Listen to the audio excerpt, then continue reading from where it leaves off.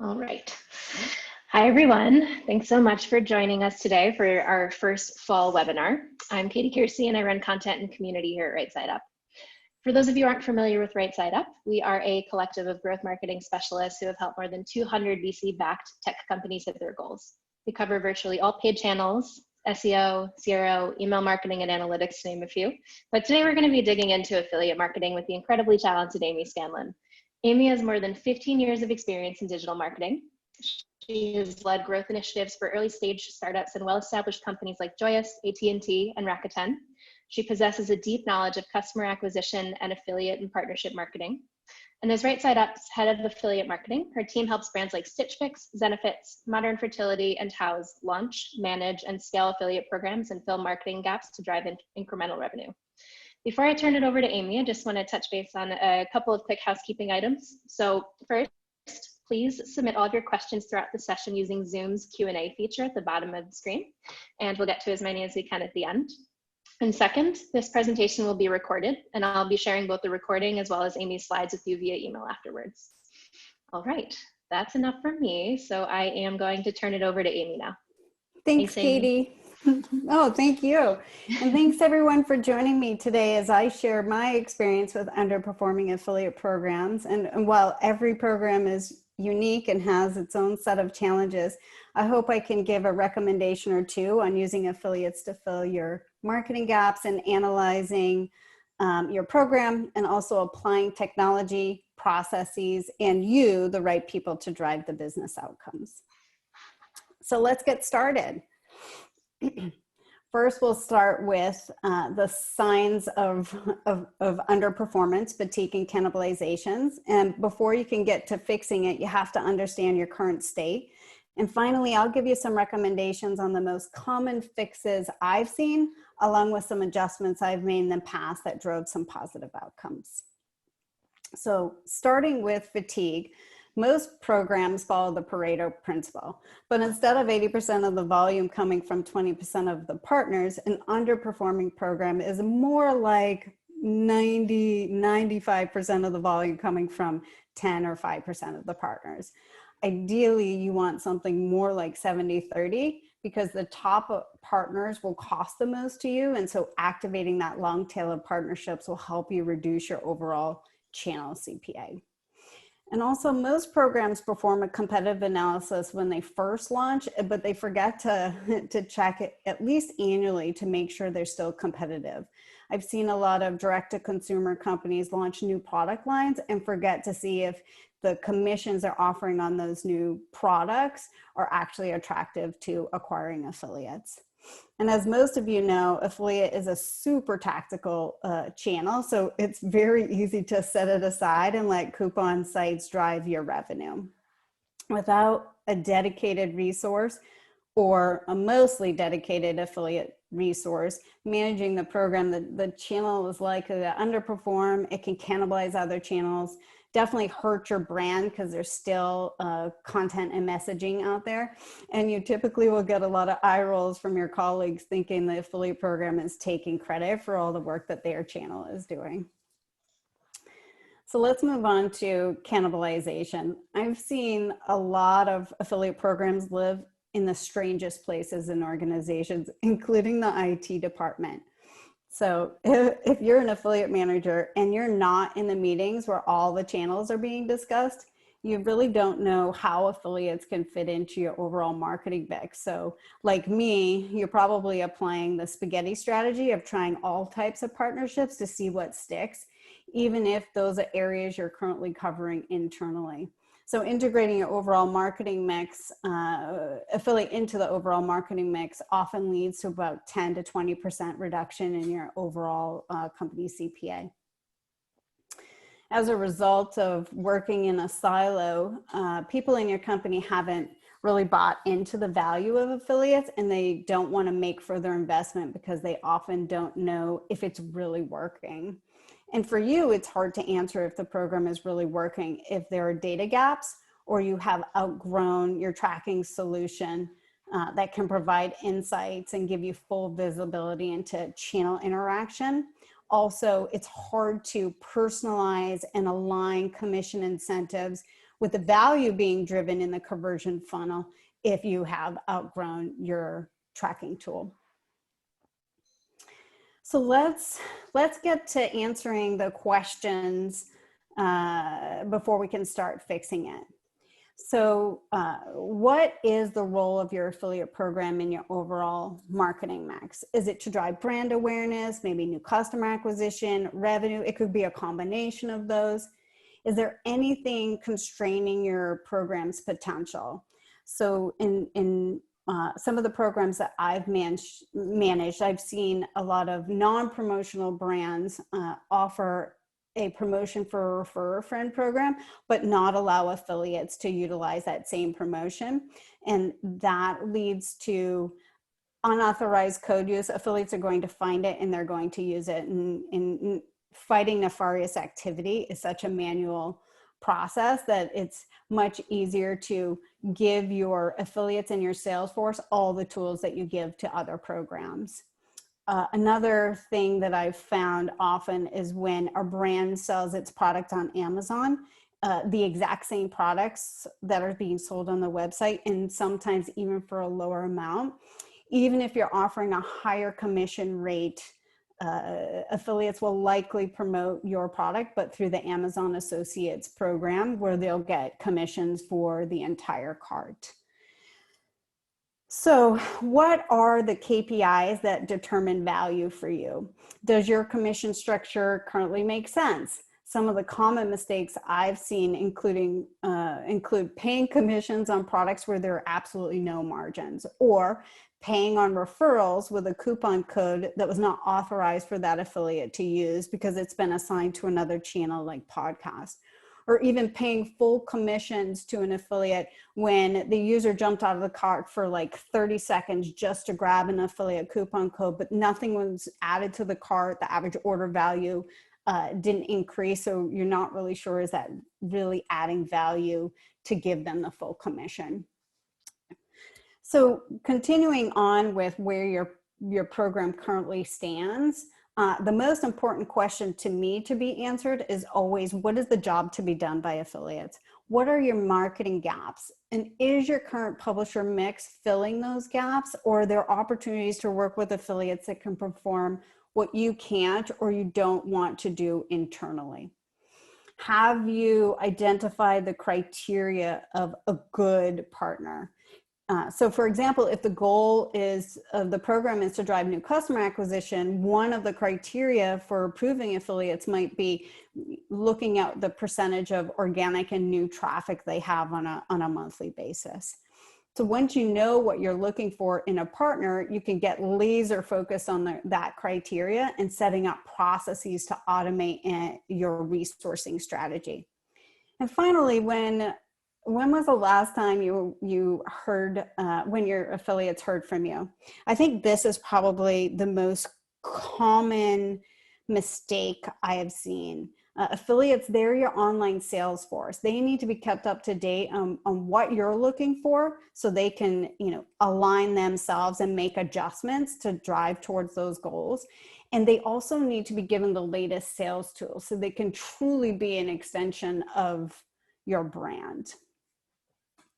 Now let's talk about, now that we know, okay, we're recognizing fatigue, we're recognizing cannibalization, we've asked the questions of our program, and now we know what we need to fix and what to prioritize.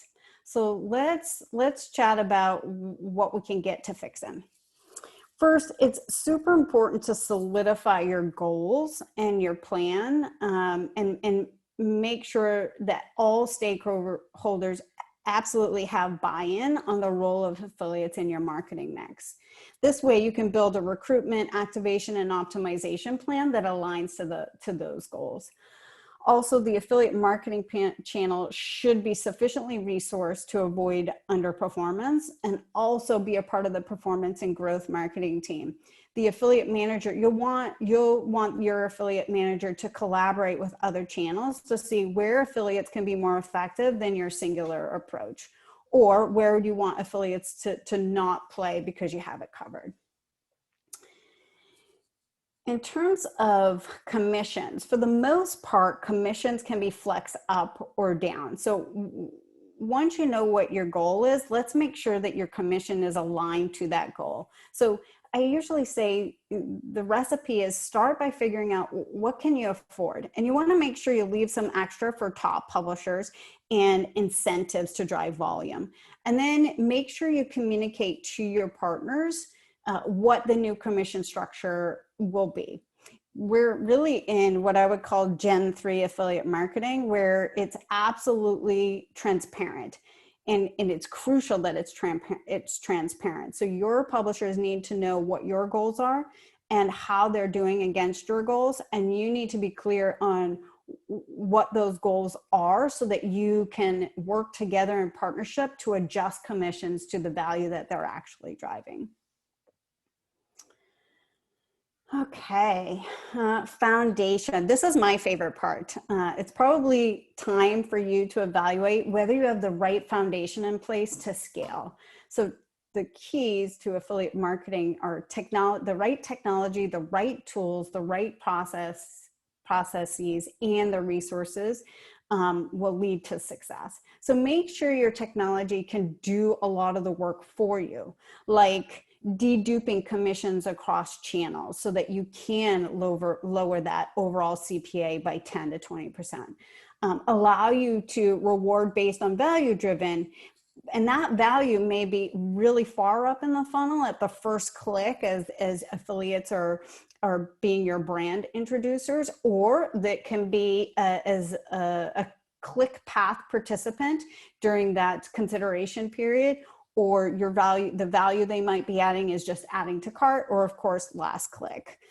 Also, you might be, new customers might be more valuable at that time, stage of your company, or maybe you're optimizing to margin, lifetime value, annual recurring revenue. You want to make sure that the technology in place will support all of those goals for you. And oftentimes the technology that you start on isn't the technology that helps you to scale. You often will need a more sophisticated solution. Or it could be that the tracking tool that you have it can help you scale, but you might need to make some updates to your original technical integration so you can start to fill in those marketing gaps and then get a full picture of the value and the quality of referrals that the affiliate is driving towards you. Partnership types. So you want to make sure that you're thinking about the full funnel when you're evaluating the different partnership types available to you.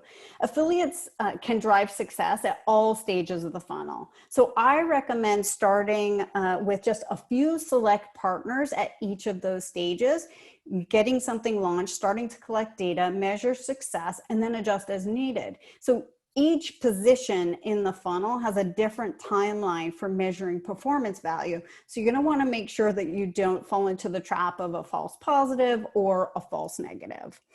Starting at the top of the funnel, these partners tend to be your content creators. I think of them as, your influencers, your bloggers, your pay-per performance podcasters, your digital and media publications, some of the affiliate, sub-affiliate networks, as well as the forums. They can help you reach new niche audiences. They have high domain authority, and they can help build brand trust and brand equity for you with their personal endorsement. So you're going to want to give them a premium commission, and you may even do hybrid media buy placements plus commission. Oftentimes you'll be giving away free product or your service for them to review and to endorse. And you're going to want to make sure that you have a consistent repository of fresh content and creative for them to either use or to get inspired to create their own. And then moving down the funnel, you have the buying guides and the review sites. So these folks will typically help lend credibility during that consideration period in the customer journey. They too should be paid a premium commission They likely aren't wanting free product for a review, but you might do hybrid pay for performance placements with them along with a commission structure. All right, and then getting down towards the bottom of the funnel, you have the reward and the coupon partners. The customers and employee reward sites have really high engaged audiences. They also have the ability to drive high volume for you and high average order volume. You often can do a lot more targeting with them than you can on the full funnel. So you can upload first party data. You can do some geo testing with some partners in both the reward and the coupon partnership types. So for the reward sites, they're the ones that are going to share their commission with their customers in the form of points or cash back or miles. They do not need premium commissions or free product, but you might consider an exclusive or semi-exclusive offer for their users, particularly the employee reward sites, because they are behind a firewall. So if you're brand sensitive, don't tend to give out promo offers. This one feels a little bit more secure. They also offer a lot of cashback events that you'll want to participate in, when you're looking to drive more volume or close the gap on your forecast and you're falling short. All right, deal and coupon sites. I feel like we could do a whole webinar on how to partner with deal and coupon sites. Most brands do not want to align themselves with coupon sites, but there is a way to work with them to drive value. And sometimes it's a necessary evil in order for you to control your brand messaging and user-generated content coupons.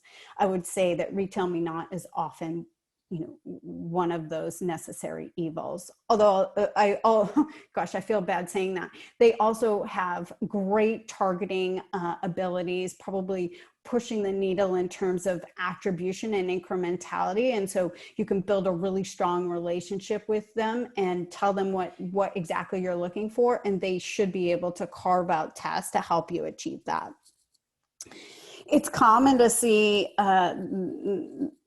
these partners getting paid lower or the lowest commissions, and often with the strictest rules, including, commissioning on only referrals that used an approved coupon code, or I guess, when they are the solo touch point in the conversion path, so that they're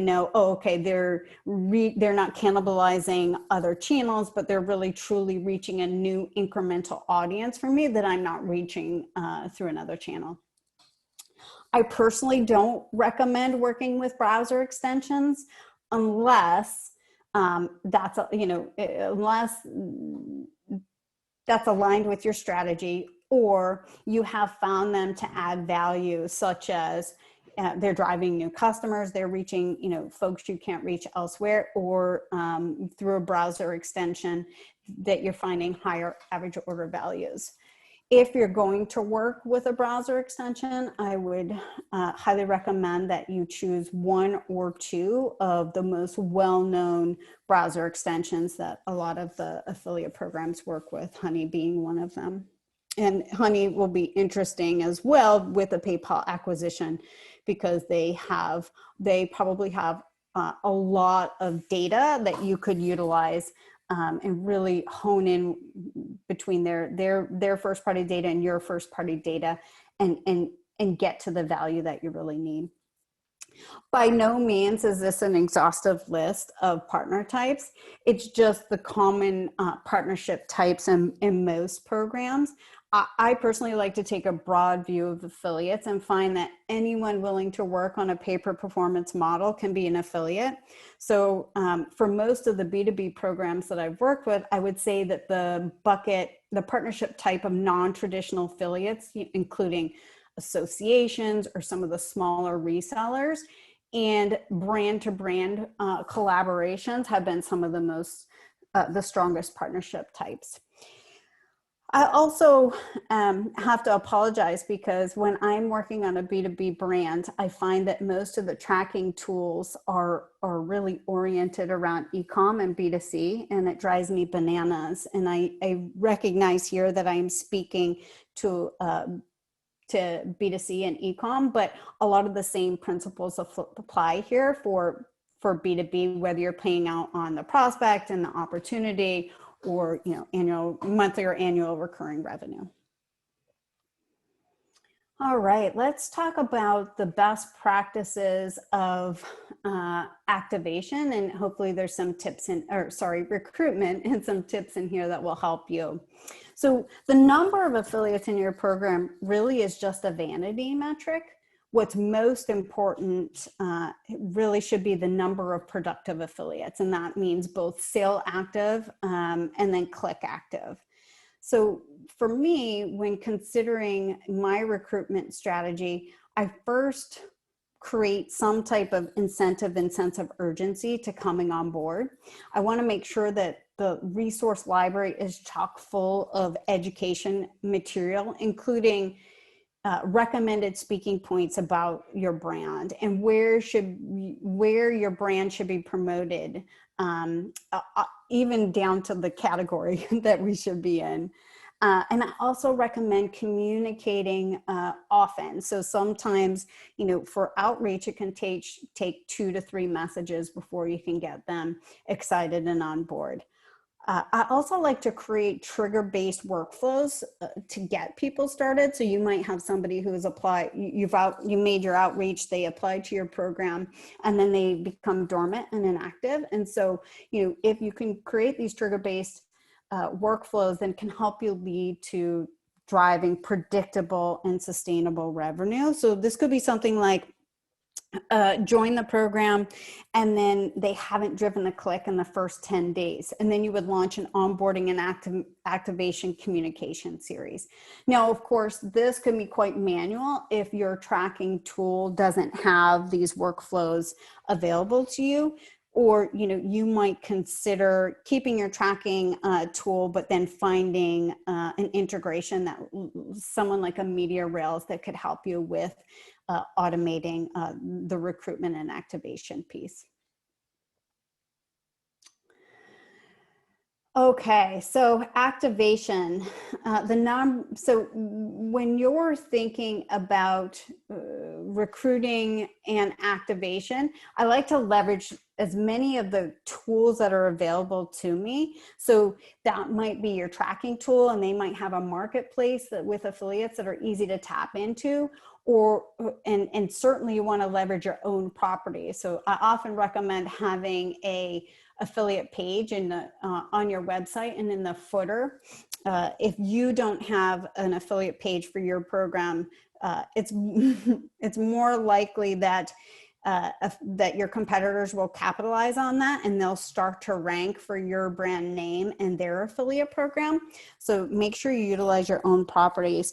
Once or twice a year, I like to tap into my social channels to announce the affiliate program and invite anybody who has an audience and wants to participate to come on board.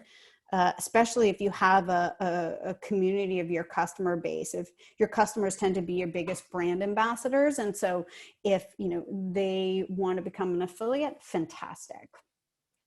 You'll want to, for both recruitment and activation, you'll want to make sure that you personalize your outreach to your top targets. And when I say personalize your outreach, I mean literally sending one-off emails to those folks, and then for those second and third tier targets, you can automate that with more of a workflow email and drip campaign.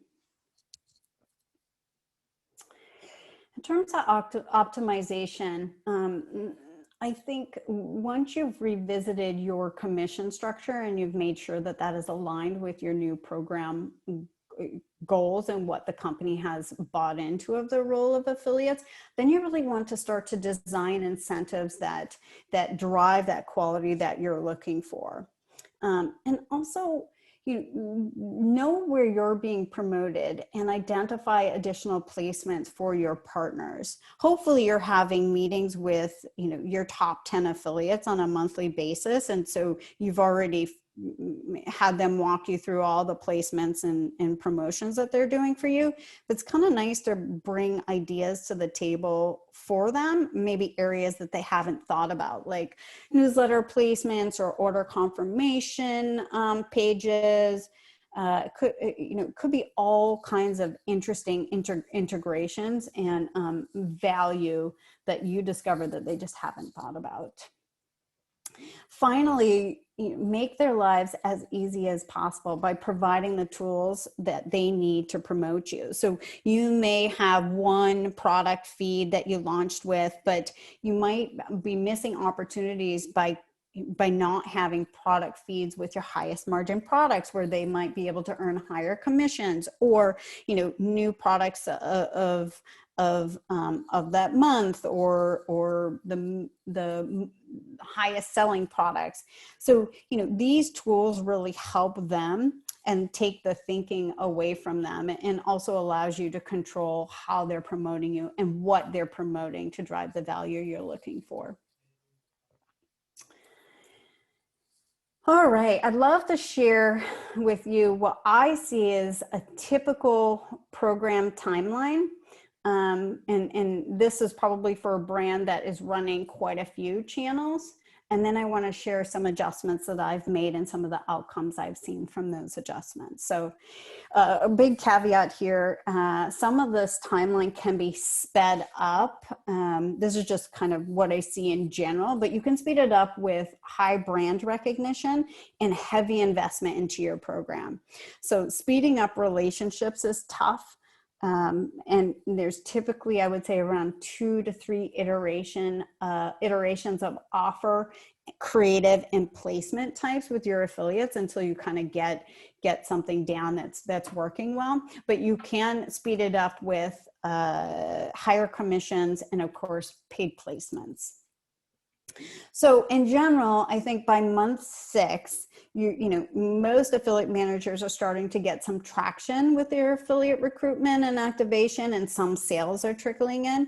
But definitely by the end of year 1, people in the company are noticing that the affiliate program is driving revenue. At that point, you're expanding your breadth of partnerships and starting to adjust commissions based on the data you've collected and the quality of referrals that they're really driving. By end of year 2, you've definitely gotten buy-in internally, and the channel is adding real value, and you're starting to automate your processes. Because it's super tactical, if you can create operational efficiencies in as many places as possible, that will just free up your time to, building and recruiting new partnerships. By the end of year 3, affiliate is definitely an important channel. You should be working with a large breadth of partnership types so that you mitigate risk from that Pareto rule, where it's not really 95-5, or it's more like the 70-30. Although it usually ends up at 80-20, but it's great to shoot for the 70-30. And then at this point, you should pretty much have the right technology in place and processes so that you have streamlined all those operations, and you're really working on deeper integrations. An affiliate program, can have lots of goals. And one of the goals that I've seen is a strategic goal of shoring up placements with partnerships and exclusive placements.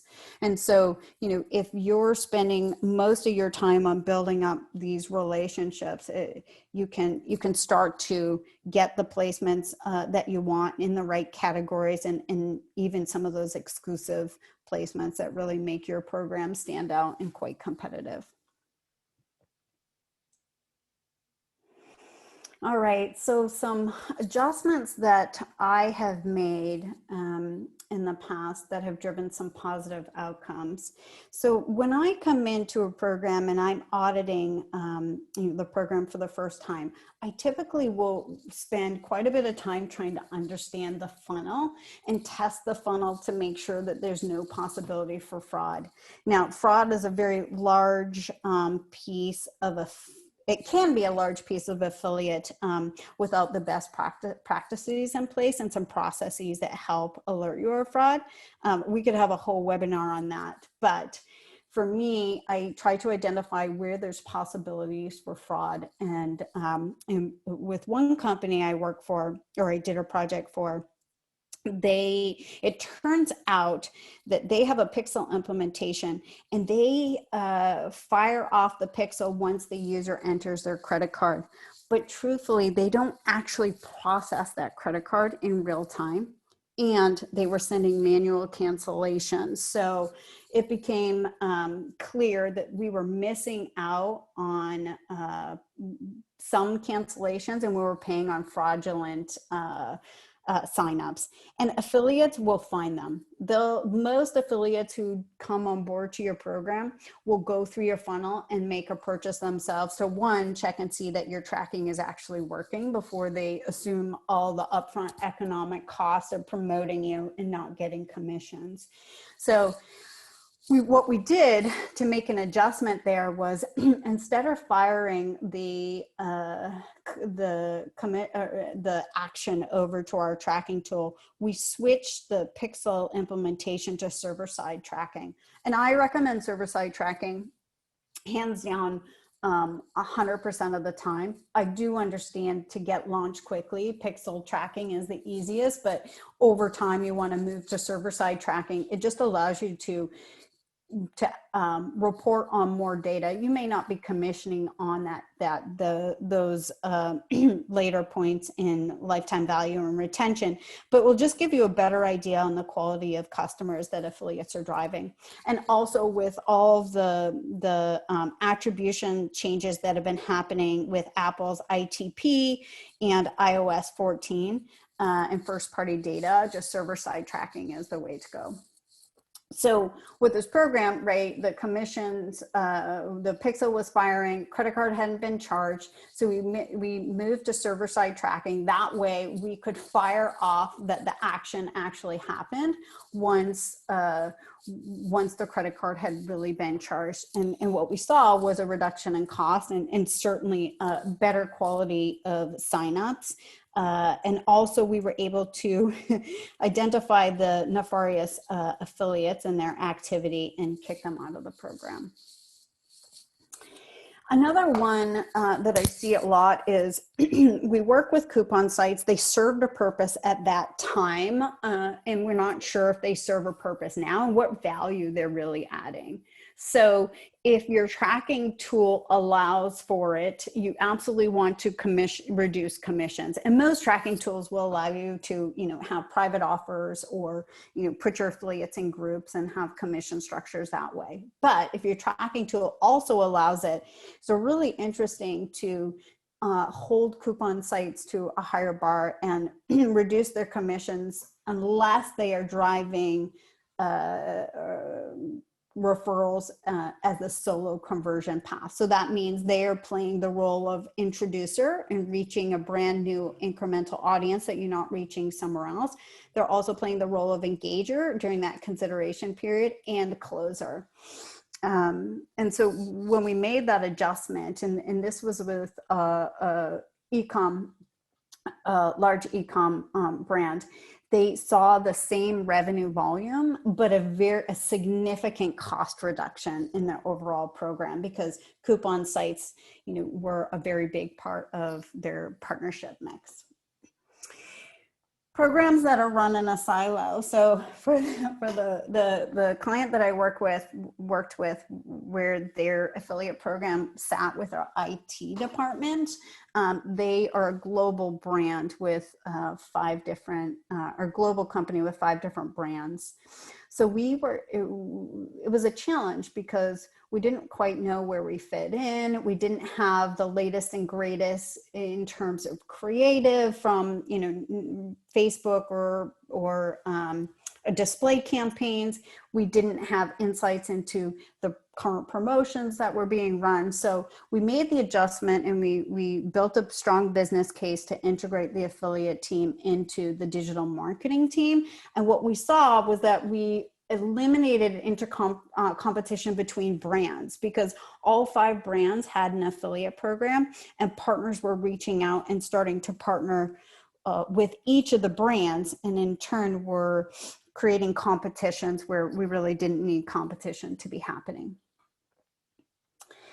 And then in terms of channel cannibalization, so this happens a lot, and and most affiliate managers want the affiliate program to drive almost all incremental growth.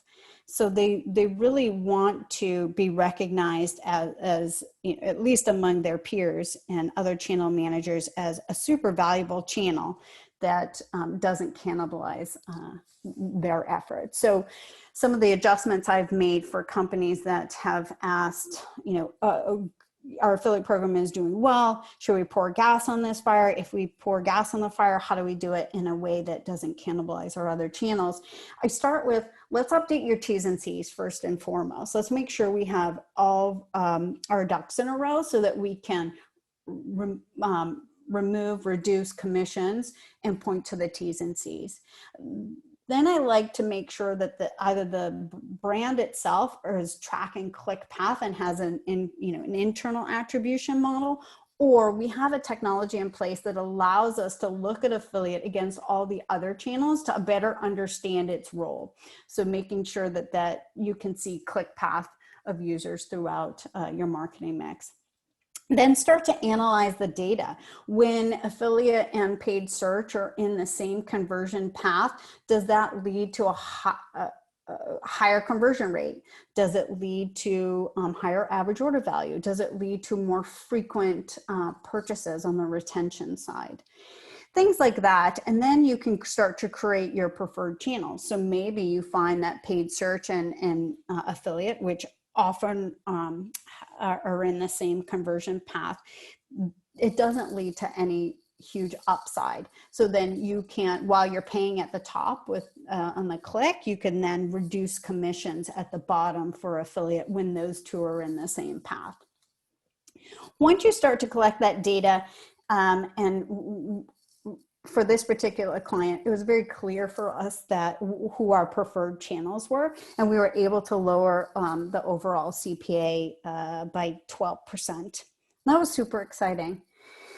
I think affiliate is really a hard channel when it comes to proving incrementality and value, because we the consumers are so perpetually connected, and marketing is so fragmented, and incrementality can mean different things to different companies. So it starts to become super clear to me that when you're creating or rebooting or tuning up your affiliate program, make sure that you have the strategy in place, make sure that your goals are aligned, make sure that you have buy-in from everybody, and that you have clear definitions on the core metrics that you're driving, and continuously iterate the program to drive to those core metrics, so that you're not fighting the battle that most affiliates fight on a regular basis, which is, is the program really valuable or not?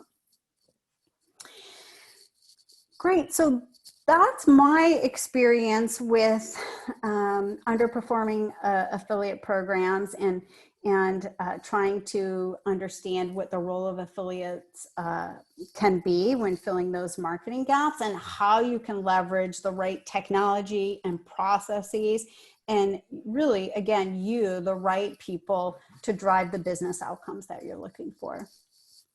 Hope it was helpful. Thank you so much for your time. Would love to answer any questions that you have. Awesome. Thanks so much, Amy. So much good information in there. And we've already got a couple of questions coming in, so I can help to start moderating those. Great. So the first question, This person asks, without naming my company, what does it say to you if 25% of the acquisition comes through affiliates? That's not unheard of. I would, again, I don't know your company, so it really depends on your channel mix. Oftentimes people will launch paid search, paid social, make sure that is running and running smoothly before they diversify into affiliate. Affiliate is often one of the first channels to be considered because you pay on the outcome, and it's typically the lowest cost per acquisition program. So that's not, to me, that doesn't shock me. It isn't unheard of. But again, I'd love to dive in and spend more time with you and dive into your overall channel mix and make sure that affiliate really is driving that 25% and it's truly incremental. Great. Okay. And the second question that has come in so far, this person asks whether or not you have a preferred affiliate platform, and if so, why? I do. I really do. But I have a preferred affiliate platform for certain stages of maturity in the affiliate program. In general, I prefer the SaaS solutions. One, because they are technology first. Two, because their business model is aligned with your model, meaning they charge for data, and as your program scales, the charge for data comes down, versus the networks where there's an inherent conflict of interest, meaning that they are the provider, they are charging you a percent of your commissions, and then some of them, for example, are also some of the biggest affiliates in the space, as well as merchants. So not that they want to be evil, but their model is just designed where they may be, having you partner with folks that aren't, driving true incremental value, but it works for them because they're getting a commission on that. I would also say SaaS solutions are my preferred tracking tool as well, because they offer the most sophisticated incrementality and attribution tools. It's very rare on a network that you can find a tool that allows you to view affiliate against all your other channels, which can lead to cannibalization. And so the SaaS solutions will allow you to upload your other channels by UTM source, and then you can dynamically commission based on the channel interaction. With that said, the networks can add real value to early stage companies where there aren't a ton of resources, and they have built-in marketplaces for you to get started with a bunch of partners. I do think you will eventually outgrow that once the affiliate channel is driving significant volume and revenue, and you'll want to make sure that it's playing the right role in your company. Great. All right. So those are the only questions we've gotten so far. So we will, and another one just came in. So how should someone think about assigning value to different points of a customer journey? So say my target CAC is $75. How should I assign value to each point in the funnel prior to purchase? That's a great question. And I'm going to give some ideas here, but this one I might want to think about and get back to you on. But typically affiliate isn't the first channel that's launched, with the exception of, I would say, for lead gen, particularly in the legal space, they will often launch affiliate as one of the first channels. So you should have some data on other channels that you can draw upon that typically play the role of top of the funnel prospecting channels versus kind of bottom of the funnel conversion channels, and how much you're spending and acquiring to get those customers when you're spending into, say, paid Facebook and paid social. So those typically, I draw upon the data that's being collected there. And then I will select a few partners to work with for affiliates that play the role at the top, the middle, and the bottom. And then I'll start to figure out, okay, what are they driving? What types of customers are they driving for me? How long does it take to get those customers? And, is it within my target CPA or CAC or not? So those are my first initial thoughts, but it's actually a big exercise that I like to go through with the clients that I work with. And I like to dig into the data. So if you're up for it, I would love to have a bigger discussion with you, and we can just do it on a one-on-one, and you don't have to expose too much of your data, but hopefully I can add some more value when I have some time to think about it. Great. All right. And the next question that came in, what are some of the networks you would recommend? That's a great question. So I think Commission Junction is one of the most favored networks by publishers. Publishers find it to be the most friendly network. So that is a plus for choosing them. They also have launched Partner Insights, which can give you more visibility into affiliate overall versus looking at it in a silo. There's quite a bit of a integration on your end that has to happen for that, to take advantage of those tools. But they also have a VIP content partnership portal where they handpick content partners, and they have a team dedicated to helping you partner up with those preferred partners. So if you want partners that create content for you, that might be a good place. ShareASale, owned by Awin, they have a lot of the mommy bloggers. They've always been known for the mommy bloggers. They also have some technology called Clickstream Path that allows you to commission based on position in the funnel, and then also reduce commission and split commissions along the way. So that could be helpful to you. Those probably would be my two preferred and networks, and the ones that I've worked on the most, although I started my career off at Rakuten. Awesome. All right. And then I know we talked a little bit about preferred affiliate platforms already, but one person wants to know if you have any recommendations specifically for a company who is at year 2 and maturing. Yeah, so Impact is by far my favorite SaaS solution. It's my favorite one because of their partner insights. So that's where you upload your UTM codes for your other channels, and then you can start to create preferred channels and dynamically commission based on channel interaction. The other thing I love the most about Impact is their media rail solution. So creating those automated workflows for recruiting and activating, and even optimizing affiliates. You can create workflows where you're monitoring performance, and if performance dips by a certain %, then you can start to trigger a reactivation campaign.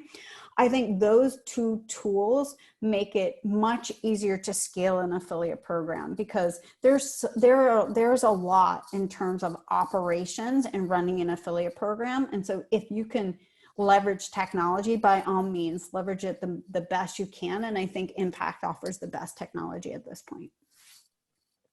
Great. Wonderful. Any other questions from the attendees? Give it another minute or so.